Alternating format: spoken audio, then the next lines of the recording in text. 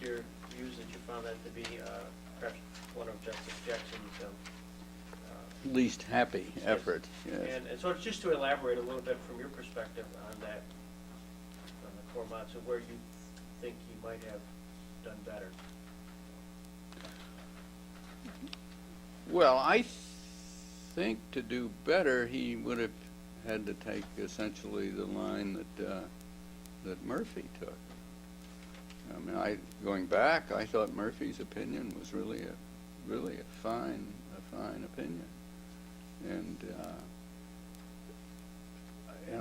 I think he couldn't really escape making a judgment about whether maybe he could reach the conclusion that you couldn't pass judgment under all those circumstances. You couldn't pass judgment on what General DeWitt had done. But I think that should have driven him to the conclusion that reluctantly he had to affirm. I think if he wanted to reverse, he really had to go down the route that Murphy took and say the circumstances, no matter what they were or as they were, didn't justify the drastic orders that DeWitt entered. Well, let's go back to college days and some of your fellow classmates. College? Name names. Well, I think the only one Linda really wants me to name is Jack Kennedy. Oh, well, then let's get serious. Well, there are lots of interesting Now you have my people. wife's attention. She's right here now. Pete Seeger was a hero of mine. Oh, yes. Well, unfortunately, he dropped out early on. Lerner. Alan J. Lerner, yes. Donald Regan, Donald Regan, who was a non-entity in the class, and look what he became. Yeah. Anyway, I've been going to these class reunions for years. Oh, so I've yes. begun to understand what that world was like. Blair Clark, who was campaign manager for Eugene McCarthy. Well, it's quite a group. Well, let's talk about Jack Kennedy. Yeah. What was his reputation in college? His reputation was just of a good fellow, a kind of comrade of the jocks, and attractive guy. I don't think he was regarded as, I mean, he was a well-known and well-liked fellow, but there was, what was it? There was an election for the student council or for some other class, something or other, which I came out on top of, and Jack Kennedy was somewhere down among the also ran. And somebody got hold of this story when I was made dean of the law school at Chicago, and Time magazine had a squib about how I was won the only election that Jack Kennedy ever lost, or something like that. Congratulations. But my recollection of Jack Kennedy, my first recollection of Jack Kennedy, is we were both on something called the Union Committee, which was sort of the freshman student council or something like that. And one of the chief functions of the Union Committee was to put on the annual freshman smoker. Smoker mean anything to anybody else? I don't know. Anyway, so I was assigned with Jack Kennedy to organizing some of the entertainment for it. The only thing I ever did was ride around with Jack Kennedy in his convertible, calling on theaters that his father owned to line up the girlies to appear at the smoker. Did you keep a diary? No. But I liked Jack Kennedy, and I didn't know him well, but we knew each other. And Carl Spaeth, who was my dean at Stanford, was recalling the last time I saw him before he died. Linda and I called on him. He had been invited down by Jack Kennedy to talk about becoming Assistant Secretary of State for Latin American Affairs. I think Carl turned it down. But he said the first thing that Jack Kennedy said when he walked into the Oval Office was, "How's Phil Neal doing?" That impressed Carl. You want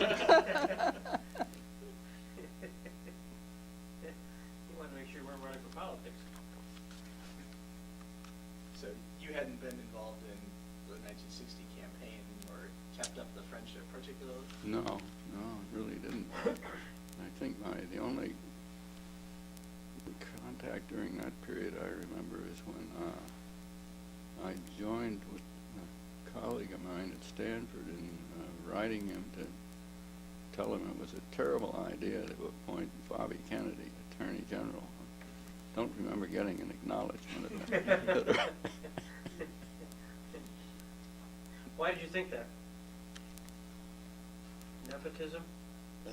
No, mainly that he was totally unqualified. I mean, he really hadn't done anything that would qualify him to be Attorney General, I think. I mean, it turned out he probably wasn't too bad. Though I must say I never liked Bobby. I always liked and admired Jack Kennedy. Did you ever talk Kennedys with Jackson? Jackson having had a relationship with Joe Kennedy. No, but there wouldn't have been any, Jack Kennedy at that He time, was a kid. yeah, he was off in the South Pacific, I guess. There wasn't any thought Well, of he's any. in the headlines when PT 109 goes down and he's missing, and you're a law clerk. Oh, I don't remember any such conversation. Could be, I don't really remember. There's a lot I don't remember. It's true of all of us. I'm going to skip over the cases here for a second, and one thing that I'm very interested about is how did Phil Neal end up with Alger Hiss on his way to San Francisco? Yeah, well, that's easy to talk about. I was in my office doing my thing, a cert petition or something, and Felix Frankfurter came popping into the office. And maybe on his way out, he stopped to chat and said, well, what are you going to do next? One of the things about Frankfurter is he was always interested. Maybe not in everybody. I don't know how he picked the people he would be interested in, but if he was interested in somebody, he really was interested. It wasn't just for show, So he said, what are you going to do next? And I said I didn't know, that I had regrets about not being involved in the war, and I had thought maybe somehow I could get involved in the peace. So he grabbed me by the elbow, first thing. Next thing I knew, he was propelling me down to his office, where he picked up the phone, and after telling me a few things about Alger Hiss and Donald Hiss and what wonderful people they were and so on, he picked up the phone and called Alger Hiss. And the next thing I knew was the next day I was in Alger Hiss's office, and he offered me this job. It was the last contact I think I ever had really with Alger Hiss, but that's how it came about. What did he sell you on? What did he want you to do?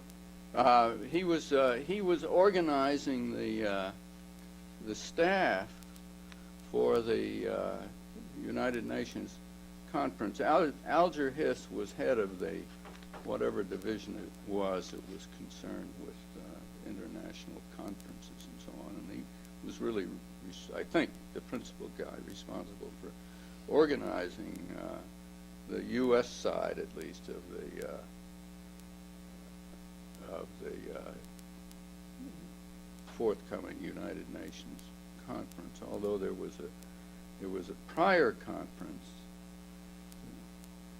referred to now as the Dumbarton Oaks Conference, which was to be concerned with drafting the charter of the International Court of Justice. I think that was the scope of the Dumbarton Oaks Conference. And so he was organizing the secretariat and just offered to take me on for that purpose. I didn't know what the duties would be, but very shortly thereafter, I went to work first in the State Department, and then we were at Dumbarton Oaks, and then we all went out to San Francisco for the UN conference. Well, after meeting with Alger Hiss, I suppose I didn't accept on the spot because I still had my clerkship with Jackson, but I went back and I talked to Jackson and said that I think Murray had already been appointed as my successor clerk. And I think I called Murray probably and said, how would you feel about coming on early? And Murray wasn't doing anything particularly useful that I know. And Murray said, sure. So armed with that, I spoke to Jackson, and he was very amenable to it. Now, Jackson must have already known that his assignment to the Nuremberg thing was coming up, because it happened very shortly after that, which may have been one reason that he wasn't particular. But he shouldn't have been concerned anyway, because Murray could come in and pick up and carry on. So Jackson didn't really care. So that's the way it worked. Tell us about your experience at San Francisco.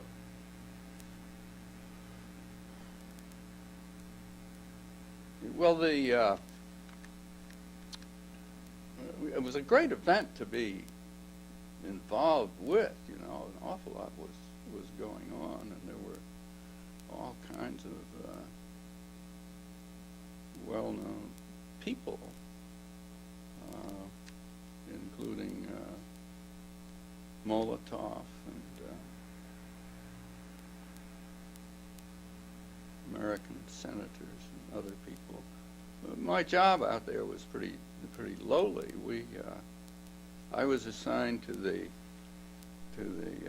commission that was charged with the International Court of Justice part of the charter, and those of us on the Secretariat doing that attended the sessions of the groups that were deliberating on these things, and essentially wrote up and recorded the deliberations. It wasn't a totally unchallenging job, but it wasn't earth-shaking in the larger picture of things. But it was great to be there and to meet people. And one of the people I met, for example, and became quite friendly with at the conference was a young man of approximately my age from New Zealand, who was the 7th ranking person in the Department of Foreign Affairs of New Zealand. Very interesting person. Did you get a sense of history at the time? Yeah, I think so, really.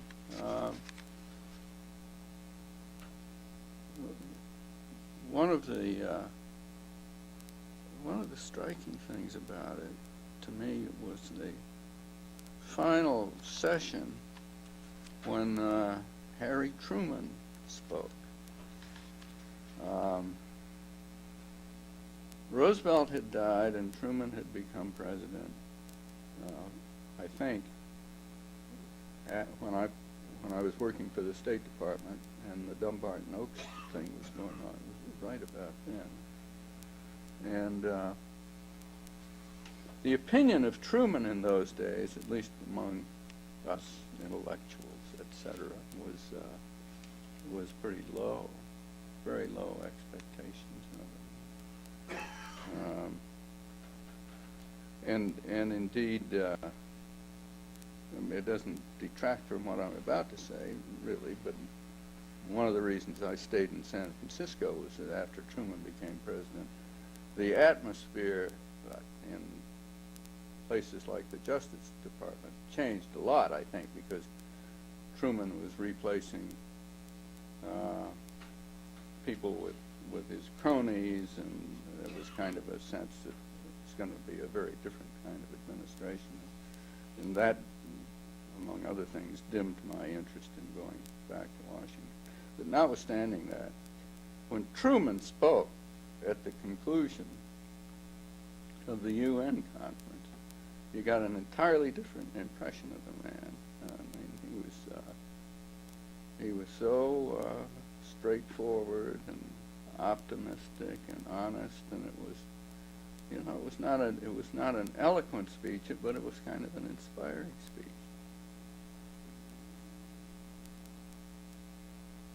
Were you at that famous session in the woods with the redwoods that sort of brought all the delegates?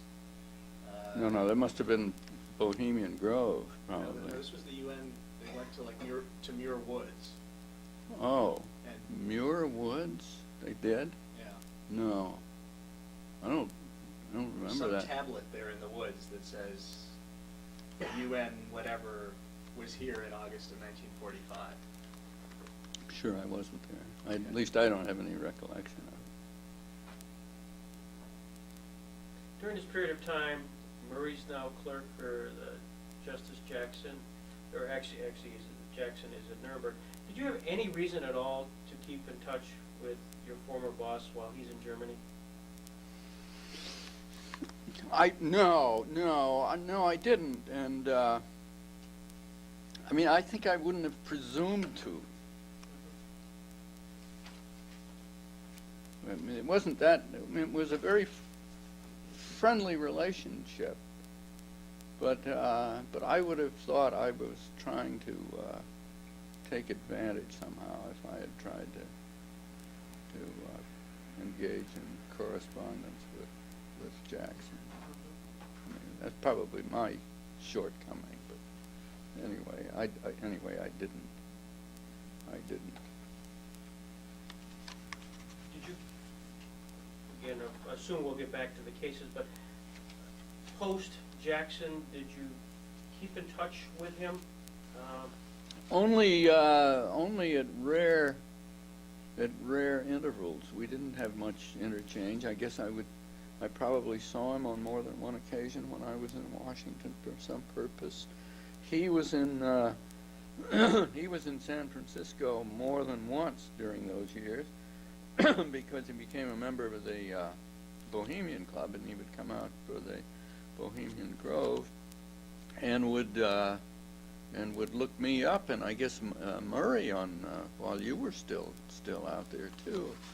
And I have this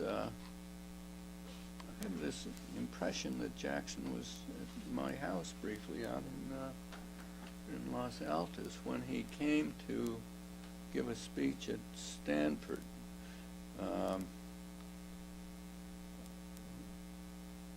What was the occasion? The new building. The new building?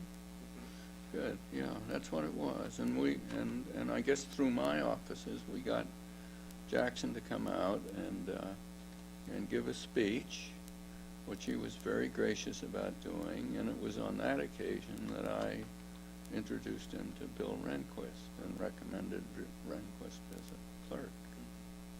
Rehnquist was number one of the class? Rehnquist was number one in the class, was president of the law review. Very, very able guy. So the rest is history, as they say. Again, was that still at a time when Justice Jackson, in deciding on clerks, would rely heavily on the recommendations of others rather than much of an interview process? Well, I think that's right. I mean, I suspect that in the Rehnquist case, he didn't do much more than meet Rehnquist and offer him the clerkship. What his practice with others was, I don't know. I don't know whether he ever changed and became more methodical about getting applications and looking at people. But my impression is there was always some reason that he picked somebody pretty early on and didn't bother with the routine. Don't I recall Rehnquist telling you that before you made that introduction, he'd given no thought whatsoever to Washington? I don't remember it, but if you do, it's probably true. I do remember.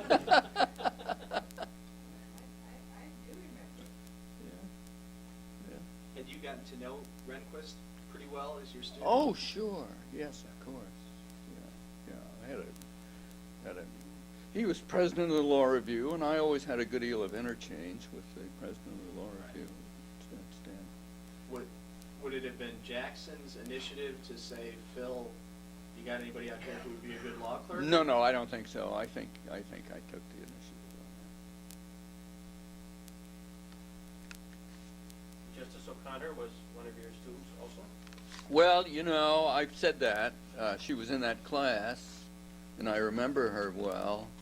And I don't know absolutely whether she was in any course I taught or not. I don't have a direct recollection of her in a course.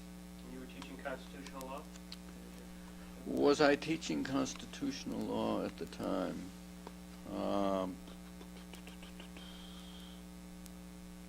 I may have been, but I was teaching administrative law a lot. Don't know whether I'd begun to teach constitutional law. Don't know what I might have taught her. Agency, very likely. Administrative law. Yeah, my recollection of Sandra Connor is kind of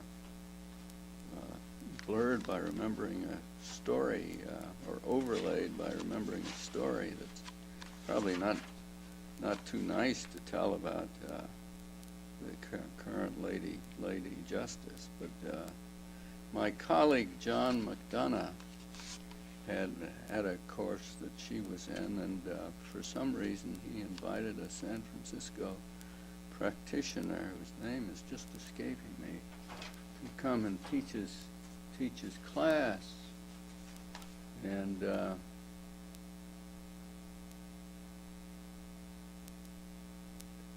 after that experience, John was talking to this lawyer about how did he enjoy it, and he said, "Oh, it was very enjoyable." He said, "I especially enjoyed Miss Baby Blue Eyes in the second row."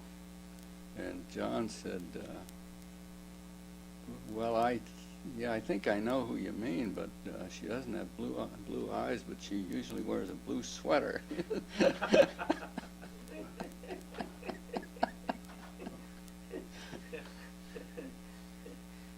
made an impression. Speaking of Stanford, and speaking of Rehnquist, and speaking of Jackson, did you follow much at all the controversy that sort of arose over the Brown versus Board of Education, the memos? Did you get any sense of that from as that was playing out in 1971? I don't have my. Well, of course I remember it, Yeah. and I guess I followed it at the time, but I couldn't reconstruct the details of who said what about what.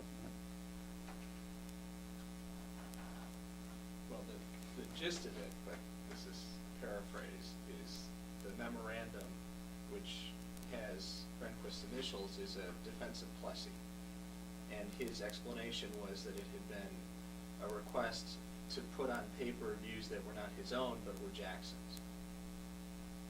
It's the gist of his explanation. Murray, is that fair? I think that's fair.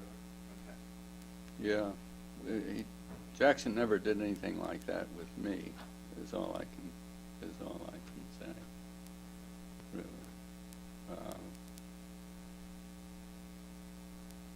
I mean, it would not surprise me that if Jackson had real doubts about how that case should be decided. I mean, it wouldn't surprise me at all if he had not instantly said, well, this is something we've got to do away with. I mean, I think my belief is that he would have been greatly bothered by the institutional aspects of it all, the court overturning something as deeply rooted and so on. Whatever his views might be about the 14th Amendment issue.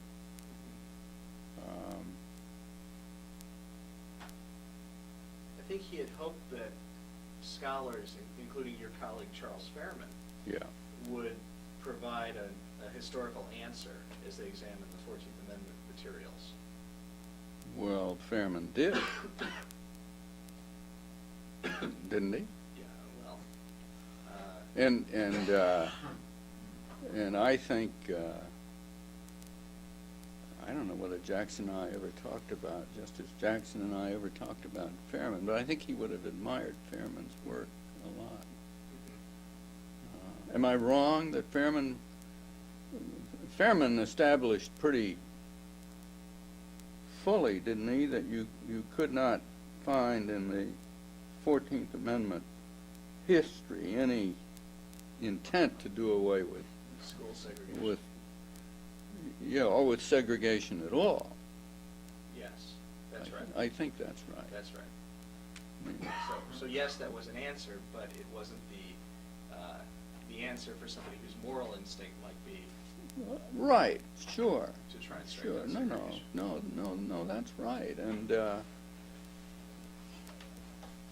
And I think all of Jackson's instincts would have been that it was a bad thing, that racial classification in any form was a very bad thing. But I think he would have been troubled by whether it is the job of this court to eradicate this institution. But I just don't. At the time, you're a law clerk. The segregation decisions. Oh, they were cases far are off. Far off. Yeah, they were far off. But the court is dealing with, precursor racial issues like Smith versus Allwright, the white primary Right, issue. right. Comes before the court while you're a clerk. Jackson didn't take any, I mean, he went with the majority in that, as I Right. remember. Right. He didn't write anything. Right. Yes, that was there. And my recollection is that there was also some case, but I haven't been able to find it on a quick look, that involved fishing licenses which were denied to Orientals, or, do you know that case? It's ringing a bell, but faintly. I can't give you a case name either. Yeah, the reason I was thinking of it was that it's the only case I can associate with a little anecdote. One day, for some reason that I cannot explain, after court, a couple of us were behind the bench and found a couple of notes exchanged between Jackson and Murphy. I don't remember what Murphy's response was, but Jackson's note was something like, Frank, I wonder what the Pope would say about your talking about the accident of birth.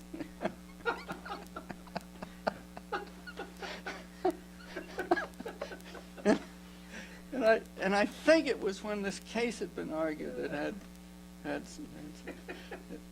where your grandfather had to have been naturalized or something or other. Oh, man. I see, that's a piece of, you should have kept that, hung on to that piece. Memorabilia. Yeah, oh, you're right, absolutely. Let's get this back into the cases. One of the cases of intrigue is the Kramer case. Yeah. You were there at that time. That was the treason case, wasn't it, John? Yeah, right. I noticed you attributed My that. mistake. Murray already fixed that. Did he? Yes. Yeah, I don't know what Murray had to do with the Kramer case. I know that I spent a lot of time on the Kramer He case. was the law clerk on the date it was decided, but Yeah. obviously it was your, Yeah, it was yeah, your work. yeah, yeah, yeah. I think that and the Hope Natural Gas case are the two cases I had most interchange with Jackson about. Well, that was a really tough case. Again, for the camera, talk a little bit about that case. Yeah, well, it was a case the only case in modern times, I think, involving the application of the constitutional treason clause.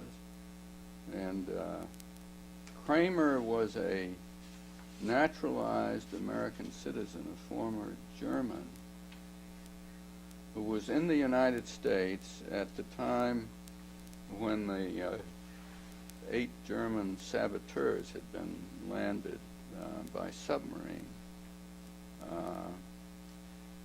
and had been caught. It resulted in the Quirin case, ex-party Quirin. But Kramer knew at least one of them quite well, and the German saboteur got in touch with Kramer in New York, and Kramer met with him on one or more occasions. And the case involved the meaning of the two-witness rule in the treason clause of the Constitution, which says, in part, that nobody shall be convicted of treason but on the testimony of two witnesses to the same overt act. And the big problem was, what does the overt act have to be? And the only overt act to which there were two witnesses was Kramer's sitting in a restaurant with this known German saboteur, but nobody knew what they said, or at least there weren't two witnesses to what they said. Oddly enough, Kramer's own admissions disclosed what they had talked about, but that wasn't testimony of two witnesses. And so the big issue in the case was whether the overt act had to be an act that in itself was an act of treason or disclosed a treasonable purpose, or whether it was enough that it was an act that showed that a treasonable purpose shown by other evidence that had been carried into action, which would be the normal use of an overt act in a conspiracy, a criminal conspiracy case. So it was a great problem of defining what the overt act had to be. Well, actually, when the case was first argued, and it was one of the relatively few cases, well, I guess I heard quite a few cases argued, but it was one memorable case that I heard argued before the court, because Harold Medina, later judge of the Second Circuit, a very prominent judge, argued the case for Kramer. I think Medina had been somehow assigned to argue that case. I think he must have been. And he made a very eloquent and persuasive argument that focused quite strongly on the impact of certain evidence that the defendant asserted was improperly admitted. Well, you know, Supreme Court never reverses cases on the inadmissibility of evidence. I mean, that's about the last refuge, you would think, in most cases. But my recollection is, and I'm not sure how, well, I must have known it from Jackson, that the court came very close to reversing on the basis of Medina's argument about the inadmissibility of evidence. It was a very persuasive argument. But in the end, they decided to have it re-argued on the overt evidence issue. And whether Jackson, I think Jackson must have known, how would he have known that he would be assigned the opinion? Well, I guess he must have known there was a good likelihood of it, because I think during that summer he had already begun to do some work on the Kramer case, and that I did. I'm not sure about that, but it became a major project of that term, and one on which I engaged in quite a bit of interchange with him. John, somebody else, and I've forgotten his name, who taught political science at Johns Hopkins, maybe, wrote an article about the Kramer case and had access to my memoranda. Yeah. And he wrote this article which concluded, maybe erroneously, that my memoranda had considerably influenced the ultimate path that Jackson took. But I don't know that from my own knowledge. No, Willard Hurst's role in that case. Willard Hurst was a supplement to the brief. Right. The Solicitor General commissioned Willard Hurst over that summer to do an historical study of the treason clause, and he produced a very thick brief that was very useful. Is that your highlight during the term? Well, it probably was during that term. It's the one I remember most about. The previous term, I think it was the Hope natural gas case, where we had a lot of the same back and forth, and where Jackson wrote a memorable and in many ways great opinion, but I think never really succeeded in solving the problem he was wrestling with. I mean, Kramer, he did. He came out with a definition that I think was prompted by his skepticism about treason and about the treason clause. I mean, he gave a very hard definition of what the overt act had to be, which probably in many cases could never be satisfied. How early do you think he knew he was going to do war crimes work? What became Nuremberg?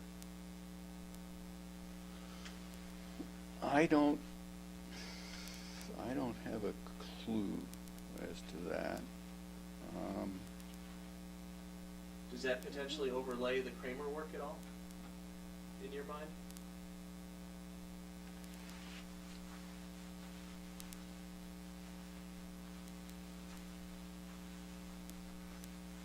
I don't think so.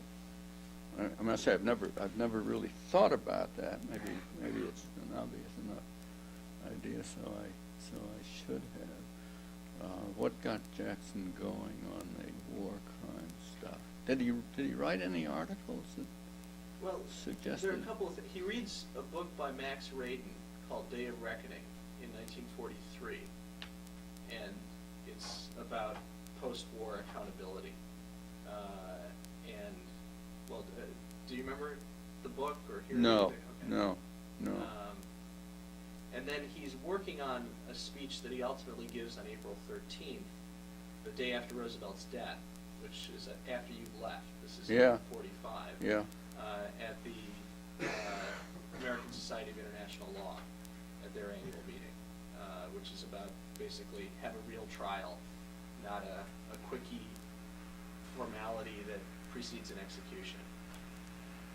Do we think his selection was caused by that article? No. No. That had been. I don't. No. I think his selection well predates that speech. Yeah, I remember Truman calling on him sometime during that spring, and I often wondered whether that's what it was about. Right. That's Truman as vice president. Truman as vice president. Yeah. Right. But other than that, I really don't have any clues, and I guess I was caught up enough in what I was doing at the time so that I didn't particularly notice his speech on the subject. I must have known about it at some time. But I never connected the Kramer case with that.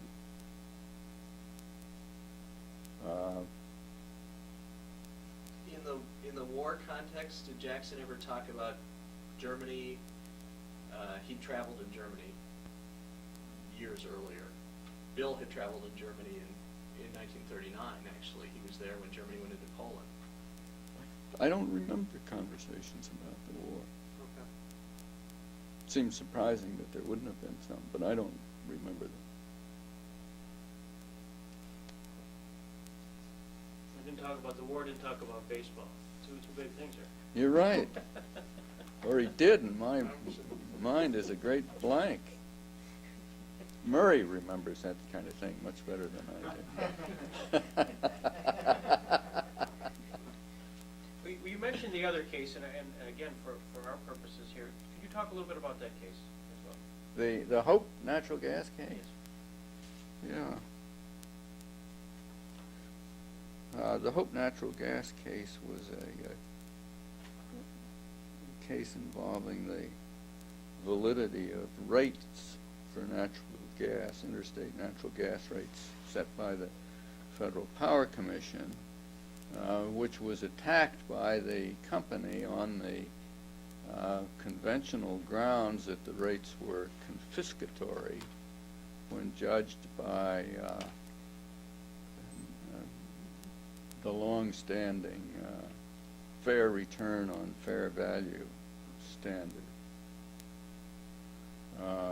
And it was the occasion for the court, in an opinion by Justice Douglas, to pretty much throw all that kind of rate-based method for determining whether utility rates were confiscatory out the window, and substituting a much more pragmatic kind of test about whether the rates were adequate to enable the company to maintain capital and keep afloat, or something like that, a fairly loose kind of test.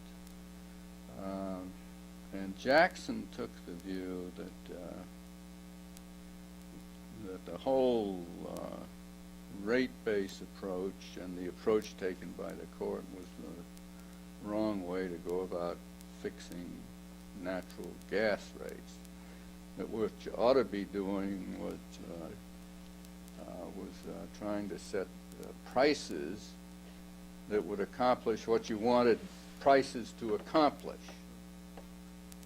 And one of the things that was important to him, I think, was that instead of prices favoring industrial users, they should favor domestic users, because that's where natural gas really had its greatest value in terms of utility to the user. You can substitute any other kind of fuel for generating electricity or whatever you're trying to do, but there isn't any good substitute in the home for natural gas.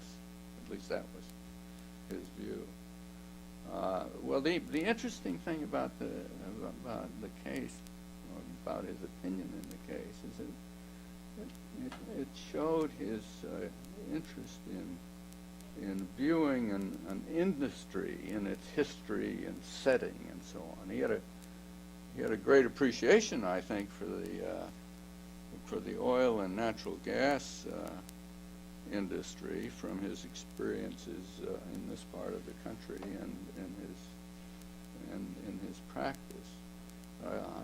But it's a kind of wonderful historical story about the development of the natural gas industry, and takes this kind of broad view about how you should go about trying to regulate it. But I really think that the tools he was working with, or his economic sophistication, was not adequate to project a solution to this problem of the kind that he was talking about. And so the opinion never, in my mind, it never quite came off. Though I remember we had lots of discussions about these problems, and I can't say I had any good ideas about how to solve them either. But I think it's one of his great opinions. He had occasion in the next term, in your term, I think, another natural gas case to say, well, this is where you should be applying some of the stuff that I was talking about in the Hope case. Can't quite remember what that case is. But then another opinion of the same sort was his opinion in your term, in the Market Street Railway case, in which he sort of did the same thing for the history of the streetcar industry. Another very interesting opinion. Again, it was either a dissent or a concurrence, not a majority opinion, but it was one of his very interesting opinions. Would he explicitly connect it back to his private practice, having represented oil companies, streetcar companies? No, I don't think so. In your exchanges, would he say, No, I don't think so. I don't think I ever. I mean, I became aware at various times that his practice had involved this kind of thing, but I don't recall his ever trying to draw lessons directly from his experience. It was as though he was standing back and taking a look at the whole picture and doing quite a lot of research, I think, about it. In Frankfurter's quip, what he wanted to disagree with Jackson would be to label a Jackson position Jamestown Justice, and then go off. Oh, is that right? But I mean, where would he do this? In some private papers? I think in notes and in conference, it's jotted down by various people that, Jackson would say something. Oh, that's interesting. Frankfurter would say, oh, that's just Jamestown Justice. What you're missing is, and then he would proceed with his lecture. But I've often wondered if Jackson would ever try to sort of take the bait and actually deliver Jamestown experience, anecdotes, information. Well, but I think he was doing the Jamestown stuff all the time when he was writing opinion. Right. But without being explicit about it. Maybe. Yeah. No, But I just mean he was doing the same thing that he did so skillfully as a lawyer. That's what he was doing in his opinions. Right. Okay. Did you ever have any conversation you were reflecting on this area at all? Did you have him talk about Jamestown or Chautauqua County? Or? Yeah, I'm sure we did, because I conceived an image of what it was all like, and it sounded very attractive to me. But more specifically, I can't tell you. I mean, he left me. I think he left me with the view that there couldn't be any career much better than being a lawyer in a place like this, where you could have the kind of practice that he did. I've always thought that. Well, he's right. Says the only man in the room We've got one.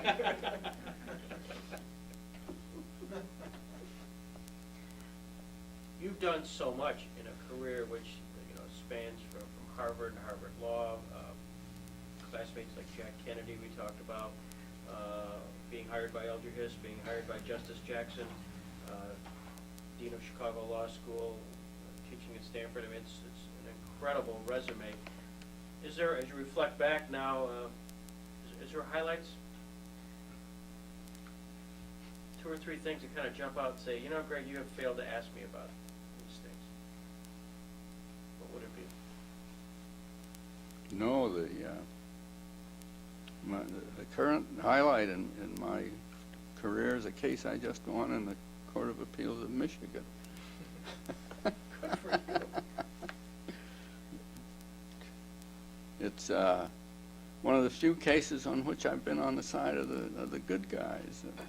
I was trying to stop the mining of a sand dune in Michigan, and the guys in the lower court lost it all.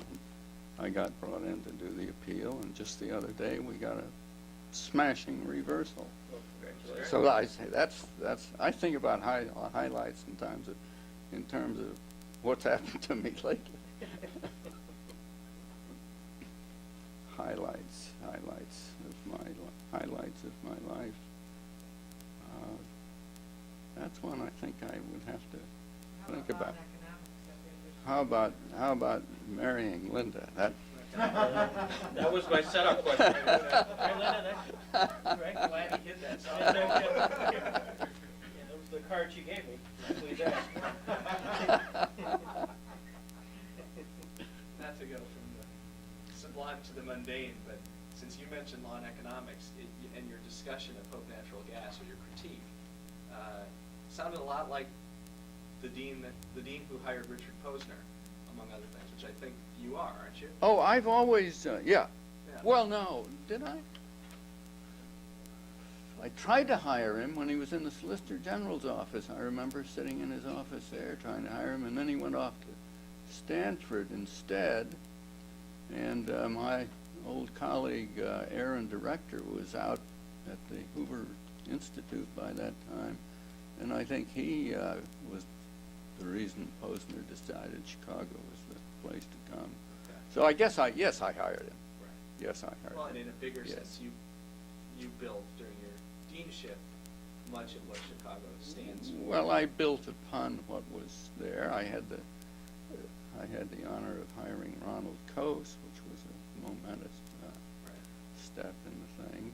But well, I had always been interested in economics. During this year, after I fell out of law school in the middle of my first year, I didn't have to come back to law school until the middle of the year to pick it up. But I didn't want to be idle during the interim, so I came back and enrolled in the economics department and took a bunch of economics for a semester. So that's always been an interest of mine.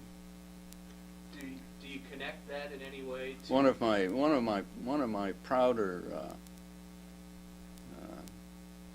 teacher claims is that I taught Bill Baxter antitrust.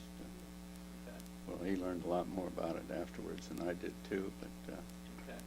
I was teaching antitrust at Stanford. Does it connect to Jackson in your mind in any way? He may not have been the economist he should Well- have been, but his pragmatic approach to business issues, at least. Yeah, but I guess I think more specifically the Hope case kind of stimulated my interest. I later taught public utilities for a little time at Stanford, and yeah, I think that was a stimulus to my interest in that area.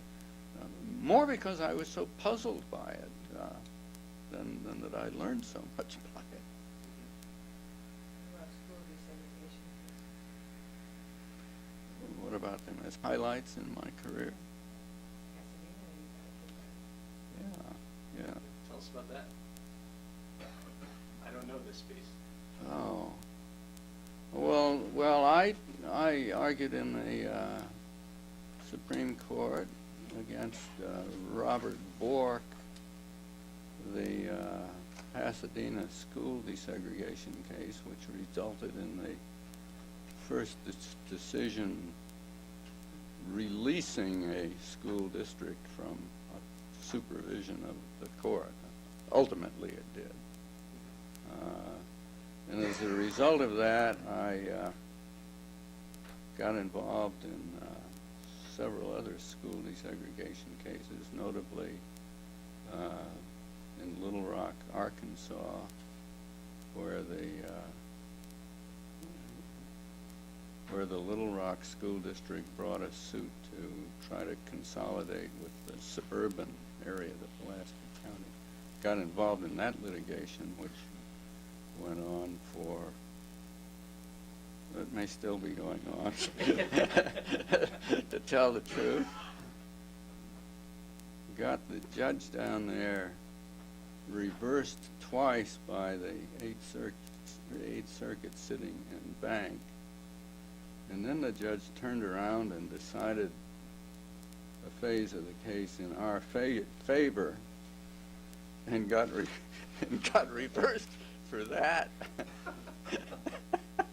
And then threw up his hands and said, I'm not going to have anything more to do with this case. And then I was involved in the Colorado school desegregation case for a long time, where ultimately we did get them out of the jurisdiction. Yeah, Denver, thank you. Denver, Colorado. What else are we missing, Linda, here? Sealy Mattress was enabled him to start a law firm.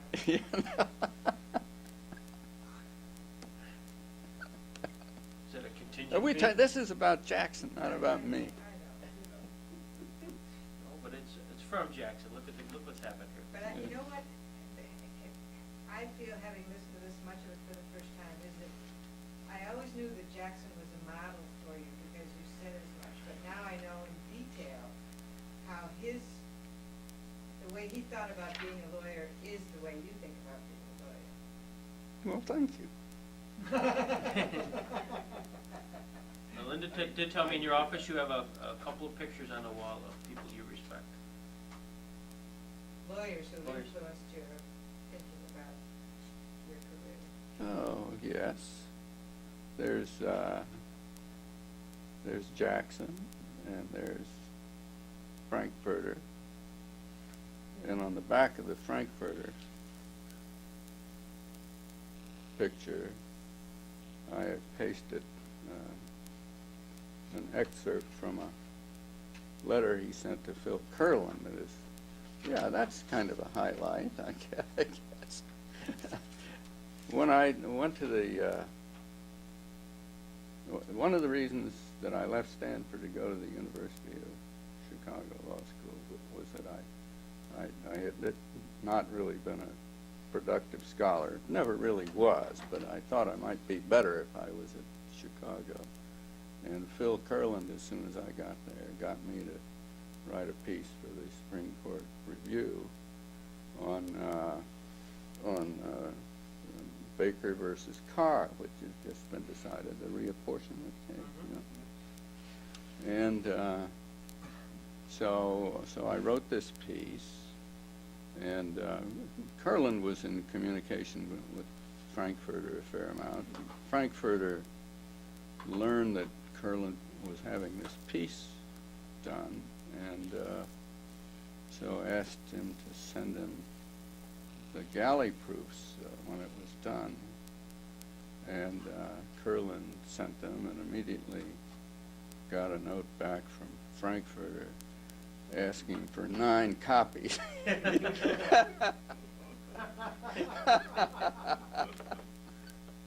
was Frankfurter in retirement. No, this was while he was still on the bench. Baker versus Carr, but he hadn't retired then. Okay. Oh, okay. Yeah. That's terrific. That's very good. Can I ask a couple of loose ends? Oh, absolutely. Jackson and Jehovah's Witnesses. Barnett obviously is before your time as a law clerk, but did you ever have any dealings with Jackson that sort of illuminated what motivated him or how he thought about religious distinction, minority religious practices, for instance.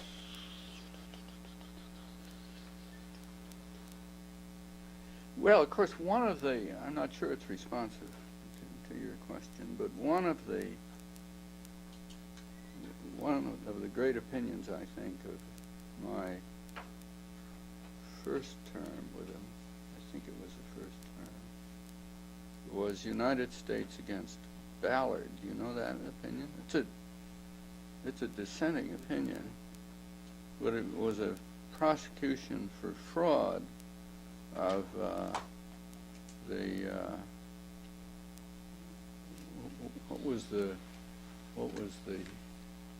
was it the Mighty I Am? It was one of these radio preacher Right. who was raising money by these religious appeals, and pretty clear, pretty easy case of fraud as you or I would look at it. But that rested on saying that the defendant didn't believe the things he was saying.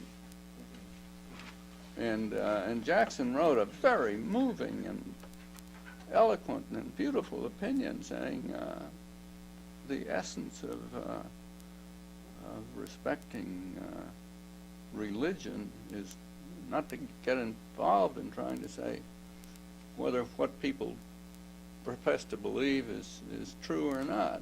That a good deal of religion is giving people comfort for believing things that you or I would say are untrue, and we just ought not. It's a little like Korematsu in this respect. He was saying